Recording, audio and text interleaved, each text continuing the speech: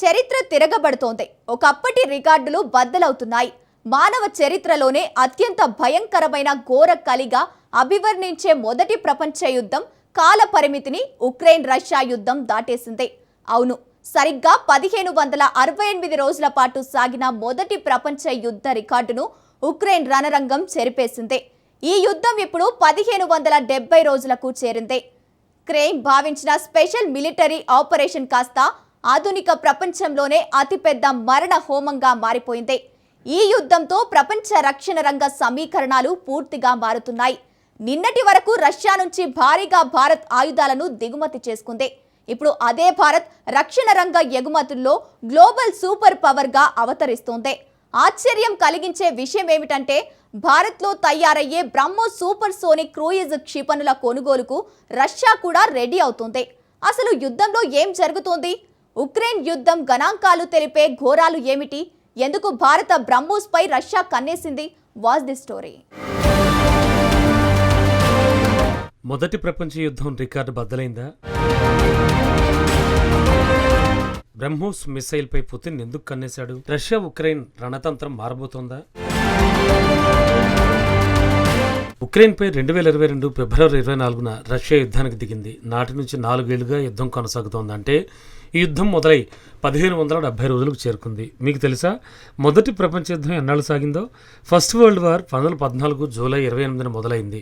1918 November 11 ముగిసింది. అంటే 1568 రోజుల పాటు యుద్ధం జరిగింది. ఈ యుద్ధం యూరోప్ చరిత్రలోనే అత్యంత ఘోరమైంది. బంకర్ల యుద్ధం నుంచి విషవాయువుల ప్రయోగం వరకు అన్ని అస్త్రశస్త్రాలను యూరోప్ దేశాలు ప్రయోగించాయి. యుద్ధంలో విజయం సాధించడానికి యూరోప్ శక్తులు చేయని ప్రయత్నం అంటూ లేదు. యూరోప్లో ఆధునిక పారిశ్రామిక విప్లవం ఆవిర్భావానికి మొదటి ప్రపంచ యుద్ధం కారణమైంది. కానీ అదే సమయంలో ఎన్నో సామ్రాజ్యాలు పతనమయ్యాయి. నాజీ జర్మనీ ఎదుగుదలకు కూడా మొదటి ప్రపంచ యుద్ధం పునాది వేసింది. ఆధునిక సైనిక పటిష్టతకు, ఓర్పునకు మొదటి ప్రపంచ యుద్ధాన్ని ఒక ప్రామాణికంగా భావించేవారు. అయితే ఇప్పుడు మొదటి ప్రపంచ యుద్ధ రికార్డు చెరిగిపోయింది. ఎందుకంటే ఉక్రెయిన్ యుద్ధం అధికారికంగా మొదటి ప్రపంచ యుద్ధ కాల వ్యవధిని దాటేసింది. ఉక్రెయిన్ నేలపై పోరాటం 1570 రోజులు దాటేసింది. దీంతో మొదటి ప్రపంచ యుద్ధం కంటే సుదీర్ఘంగా సాగుతున్న యుద్ధంగా ఉక్రెయిన్ రష్యా వార్ నిలిచింది. 2022 ఫిబ్రవరిలో రష్యా దాడి మొదలైనప్పుడు ఈ యుద్ధాన్ని ప్రత్యేక సైనిక చర్యగా క్రిమినల్ పేర్కొంది. కానీ ఆ ప్రత్యేక చర్య ఇప్పుడు మొదటి ప్రపంచ యుద్ధాన్ని సైతం దాటి సాగుతోంది. ప్రస్తుతం ఉక్రెయిన్ యుద్ధం మరింత క్రూరంగా మారుతోందే తప్ప తగ్గడం లేదు. మొదటి ప్రపంచ యుద్ధం తరహాలోనే ఉక్రెయిన్లోనూ బంకర్ల నుంచే పోరాటం సాగుతోంది. అయితే ఈసారి తేడా ఏంటంటే గతంలో ఎన్నడూ చూడని స్థాయిలో డ్రోన్లు, ఆర్టిఫిషియల్ ఇంటెలిజెన్స్ సాంకేతికతను ఈ యుద్ధంలో భారీగా ఉపయోగిస్తున్నారు. ఒక యుద్ధం మొదటి ప్రపంచ యుద్ధం కంటే ఎక్కువ కాలం సాగినప్పుడు అందులోని అంకెలు కేవలం గణాంకాలుగా ఏమాత్రం చూడలేం. మానవాళి, ఆర్థిక వ్యవస్థలు ఘోరంగా పతనమవుతున్నాయి. అవి ఈ యుద్ధం భయానక స్థితికి సజీవ సాక్ష్యాలుగా మారుతున్నాయి. ఉక్రెయిన్లోని ఆ గణాంకాలను ఒక్కసారి చూస్తే యుద్ధంలో ఇరు దేశాలకు చెందిన పౌరులు, సైనికులు సుమారు 20 లక్షల మంది ప్రాణాలు కోల్పోయారు. రష్యా దాడిలో ఉక్రెయిన్ దాదాపు ధ్వంసమైంది. ఈ విధ్వంసం విలువ $20,000 కోట్ల చేరుకుంది.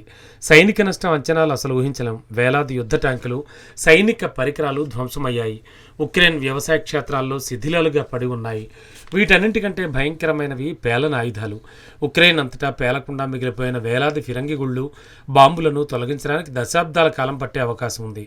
ఉక్రెయిన్ నగరాలపై కిలోమీటర్ల మేర పరుచుకున్న డ్రోన్, ఫైబర్ ఆప్టిక్ కేబుళ్ల గురించి ప్రత్యేకంగా చెప్పక్కర్లేదు. కేవలం ఉక్రెయిన్ రష్యాలు మాత్రమే కాదు, ఈ యుద్ధంతో ప్రపంచ ఆర్థిక వ్యవస్థకు తీరని నష్టం వాటిల్లింది. ఉక్రెయిన్ యుద్ధంతో ప్రపంచ ఆర్థిక వ్యవస్థకు $2 లక్షల కోట్ల నష్టం వాటిల్లినట్లు అంచనాలు వెలువడుతున్నాయి.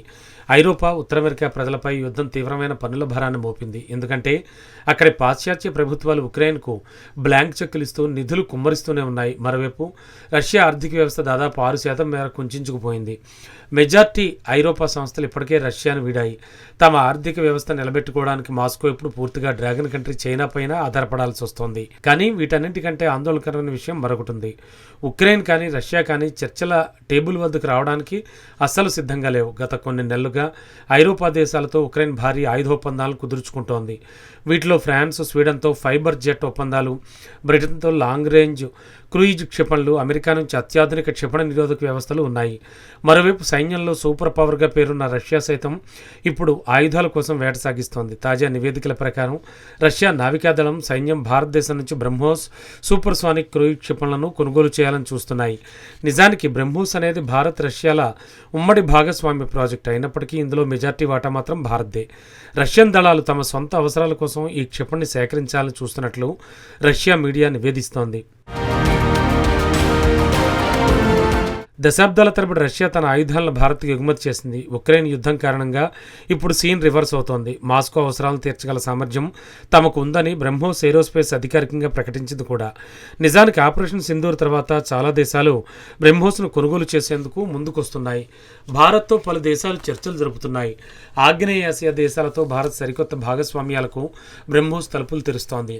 ఈ క్షిపణి ప్రస్తుతం ఢిల్లీ రక్షణ రంగ మార్పునకు గొప్ప ప్రతీకగా నిలిచింది. నిన్నటి వరకు ప్రపంచంలోనే అత్యధికంగా ఆయుధాలను దిగుమతి చేసుకునే దేశాల్లో ఒకటిగా ఉన్న భారత్ నేడు రక్షణ రంగ ఎగుమతుల్లో తిరుగులేని శక్తిగా అవతరిస్తోంది. ఇప్పటికే ఫిలిప్పీన్స్తో బ్రహ్మోస్ క్షిపణులను కొనుగోలు చేసింది. తాజాగా వియత్నాం సూపర్సోనిక్ క్రూయిజ్ క్షిపణుల కొనుగోలుపై సంతకం చేసింది. త్వరలోనే ఇండోనేషియా కూడా ఇదే బాటలో పయనించే అవకాశాలు కనబడుతున్నాయి. ఈ బాటలోనే రష్యా కూడా చేరుతోంది. అయితే ఇది కేవలం ఒక క్షిపణి విక్రయానికి సంబంధించిన విషయం మాత్రమే కాదు. బ్రహ్మోస్ డిమాండ్ భారత రక్షణ రంగ ఆధునికీకరణ, వ్యూహాత్మక ప్రాబల్యం, భౌగోళిక రాజకీయ ప్రభావానికి నిదర్శనం. సింగపూర్లో జరిగిన షాంగ్రిలా డైలాగ్ సమావేశంలో వియత్నాం ఇప్పటికే బ్రహ్మోస్ క్షిపణుల కొనుగోలు ఒప్పందాలపై సంతకం చేసినట్లు భారత రక్షణ శాఖ ధృవీకరించింది. ఈ ఒప్పందాన్ని అధికారికంగా ఇంకా బహిరంగపరచలేదు. ఇంతకీ బ్రహ్మోస్ క్షిపణిలో ఉన్న ప్రత్యేకతలేంటి? ఈ క్షిపణిని బ్రహ్మోస్ ఏరోస్పేస్ సంస్థ అభివృద్ధి చేసింది. ఇది భారతదేశం రష్యాల ఉమ్మడి భాగస్వామ్యంలో రూపుదిద్దుకుంది. భారతదేశంలోని బ్రహ్మపుత్ర, రష్యాలోని మోస్క్వా నదుల పేర్లను కలిపి దీనికి బ్రహ్మోస్ అని నామకరణం చేశారు. నేడు ఈ క్షిపణి భారతదేశ రక్షణ రంగ ఎగుమతుల ముఖచిత్రంగా మారుతోంది. ప్రపంచంలోనే అత్యంత వేగవంతమైన సూపర్సానిక్ క్రూయిజ్ క్షిపణిలో ఒకటిగా బ్రహ్మోస్ గుర్తింపు పొందింది. ఇది దాదాపు మాక్ 3 వేగంతో లక్ష్యం వైపు దూసుకెళ్తుంది. అంటే ధ్వని వేగం కంటే సుమారు 3 రెట్లు ఎక్కువ వేగంతో వెళుతుందన్నమాట. ఈ క్షిపణి గంటకు దాదాపు 3400 నుంచి 3700 కిలోమీటర్ల వేగంతో దూసుకెళ్తుంది. బ్రహ్మోస్ వేగం కారణంగా శత్రువులకు స్పందించే సమయమే దొరకదు. అదే సమయంలో దీన్ని ప్రయోగించే దేశానికి వ్యూహాత్మకంగా భారీ ఆధిక్యత లభిస్తుంది. అయితే బ్రహ్మోస్ బలం కేవలం వేగం మాత్రమే కాదు. దీన్ని భూమి, సముద్రం, గగనతలం ఇలా ఎక్కడి నుంచైనా ప్రయోగించవచ్చు. శత్రువుల యుద్ధ నౌకల నుంచి కీలక సైనిక స్థావరాల వరకు ఏ లక్ష్యాన్నైనా అత్యంత ఖచ్చితత్వంతో ధ్వంసం చేసేలా దీన్ని రూపొందించారు. ఈ క్షిపణికి ఉన్న మరో ప్రత్యేకత సామర్థ్యం. Fire and forget. అంటే దీన్ని ఒక్కసారి ప్రయోగించి వదిలేస్తే అది లక్ష్యం వైపు దూసుకెళ్లి గురి తప్పకుండా విధ్వంసం సృష్టిస్తుంది. ఆ తర్వాత దీనికి ఎలాంటి బాహ్య ఆదేశాలు అవసరం లేదు. ఇది భూమికి, సముద్ర మట్టానికి అత్యంత తక్కువ ఎత్తులో ప్రయాణిస్తుంది. అందుకే దీన్ని ఎంతటి శక్తివంతమైన రాడార్లైనా కనిపెట్టలేవు. ఒకవేళ గుర్తించినా దీనికున్న అపరిమితమైన వేగం కారణంగా దీన్ని అడ్డుకోవడం మరింత కష్టం. ప్రస్తుతం 400 నుంచి 500 కిలోమీటర్ల కంటే ఎక్కువ పరిధి కలిగిన బ్రహ్మోస్ సముద్ర తీర రక్షణలో అత్యంత శక్తివంతమైన ఆయుధంలా మారింది. ఇక ఆయుధ సరఫరా గొలుసులు క్షీణిస్తున్న తరుణంలో ఉక్రెయిన్, రష్యా దేశాలు రెండు తమకు నమ్మకమైన భాగస్వాముల కోసం వెతుకుతున్నాయి. మొదటి ప్రపంచ యుద్ధం ముగిసిందంటే దానికి కారణం ఏదో ఒకవైపు సైనిక బలం, వనరులు, ఆర్థిక వ్యవస్థ పూర్తిగా తుడిచిపెట్టుకుపోవడమే. నేడు 2026లో కూడా మొదటి ప్రపంచ యుద్ధం కథ మళ్లీ పునరావృతం అవుతోంది. కాకపోతే ఈసారి ఆర్టిఫిషియల్ ఇంటెలిజెన్స్, హైటెక్ మ్యానుఫ్యాక్చరింగ్ ఈ యుద్ధ గమనాన్ని మారుస్తున్నాయి. స్పష్టంగా చెప్పాలంటే గతం నుంచి ఎలాంటి పాఠాలు ప్రపంచం నేర్చుకోలేదు. కేవలం ఆ పాఠాలను సాంకేతికమయం చేసింది అంతే.